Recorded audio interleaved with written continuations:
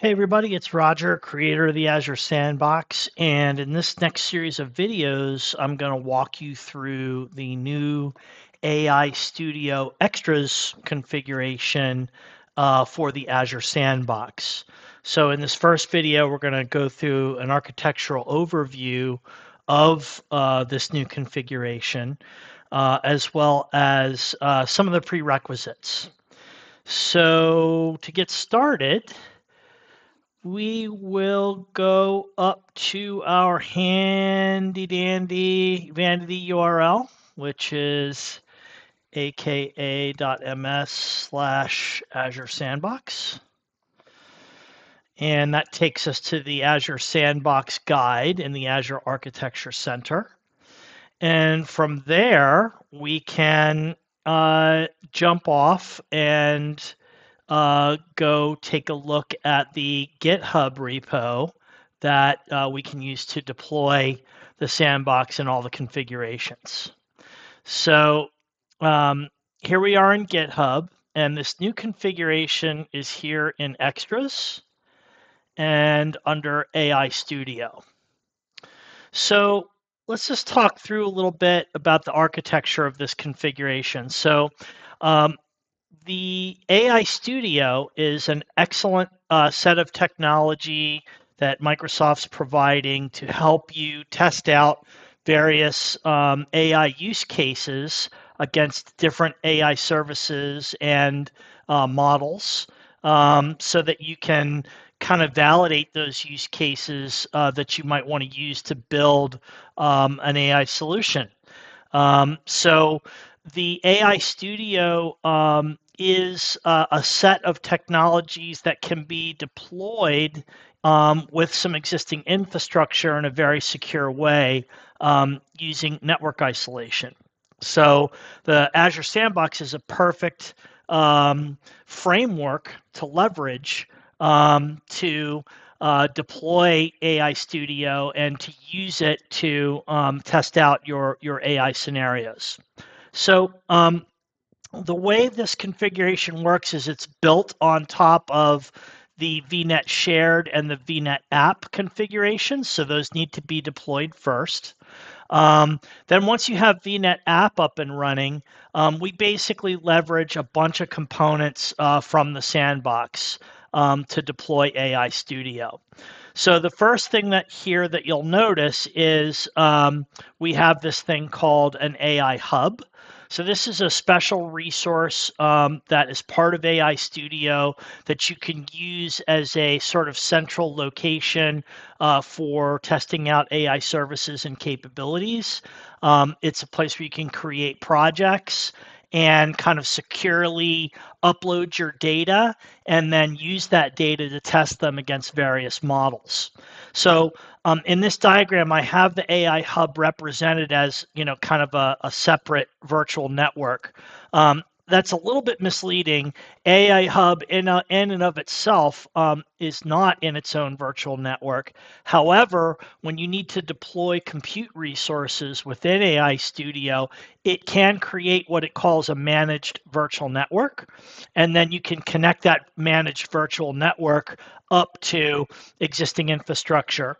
And what gets created inside that managed virtual network would be compute used to process your data, like machine learning models, that type of thing.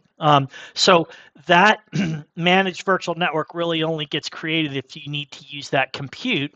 And when you create that compute, it needs to link back to your existing environment so it can talk, upload data and talk to the rest of the infrastructure in your environment.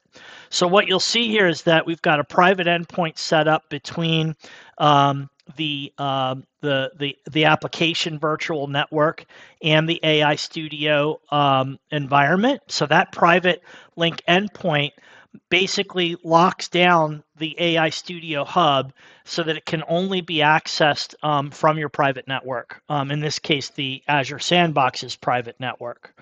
And that is important for some scenarios that require a lot of data security. So that's what this private link endpoint does. Also, AI Studio can leverage existing storage accounts. So we connect it up to the storage account in the shared services configuration, which is used in several different places in the Azure Sandbox. So instead of creating a separate storage account, we just use the same one. And when it talks to that, it can either talk to it using the private endpoints that already exist in the Azure Sandbox, or if the managed virtual network gets used for compute, then AI Studio will automatically create its own private link endpoints to talk to that storage account. You can also see here that we have an AI services resource.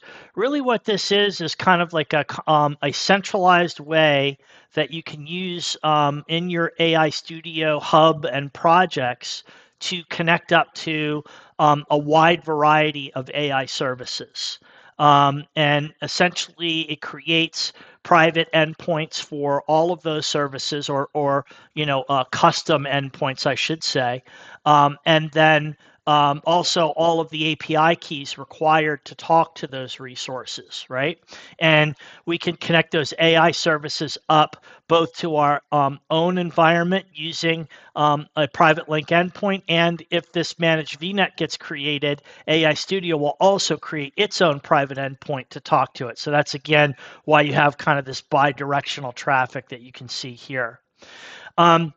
AI search is an optional component with AI Studio, but it's a very common one. So we've gone ahead and included that in this configuration.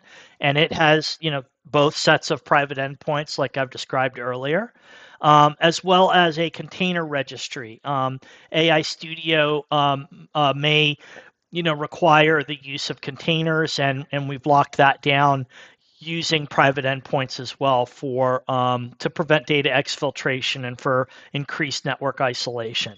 The other thing that AI Studio uses, and the AI Studio Hub in particular, is the key vault that we create in the Azure Sandbox to store secrets and things of that nature.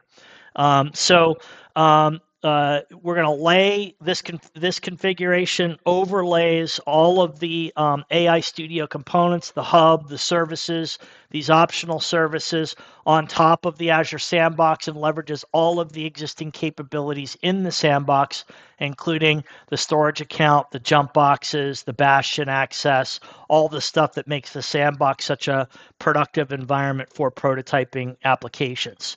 Oh, and I did leave out AI Studio also can use App Insights for telemetry associated with your models. So we've also added an App Insights workspace to the configuration. So if we look at the prerequisites here for this configuration, you do need to start with deploying VNet Shared and VNet App. And you also might need to go out and request some quota, whether that be for the compute resources used to process data in the AI Studio Hub, or whether that is quota associated with AI services themselves, like OpenAI or the various other services that are associated with AI Studio. So if you do run into a quota issue, you may need to submit some quota requests to get those increased.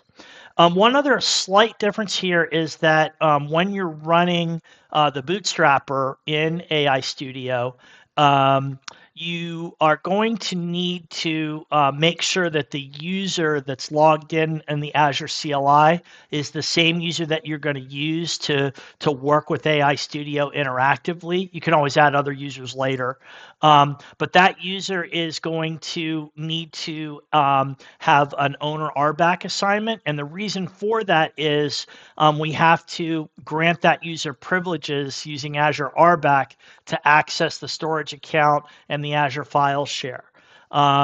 So you can't do that as a contributor. So in this one particular case, we have to elevate those privileges to owner. So that's the only difference really with this configuration with the other configurations in the sandbox, which typically only require contributor.